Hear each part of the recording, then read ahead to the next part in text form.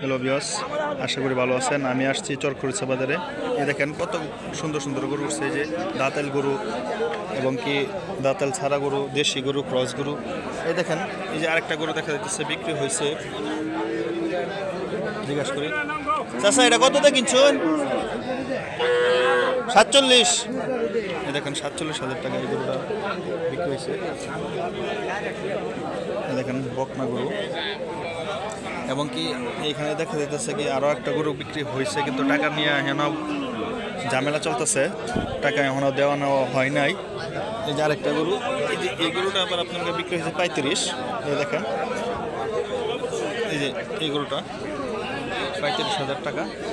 এই যে এই গরুটা দেখা যাইতেছে কি, এই যে এই গরুটা 75,000 টাকা দাম হইতেছে, দেশি গরু। এই দেখেন 85 75 না 85, আমি ভুল কইছি, 85 বলতেছে। এই যে উনার গরু, উনি একটা পাইকার লোক। এই দেখেন কিভাবে দাম করা হইতেছে। এই দেখেন,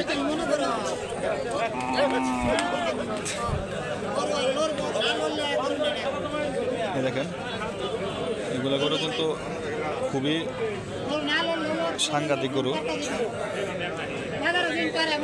তো ভিউয়ার্স, আজকে এই পর্যন্ত, সবাই ভালো থাকবেন। আল্লাহ হাফেজ, আসসালামু আলাইকুম।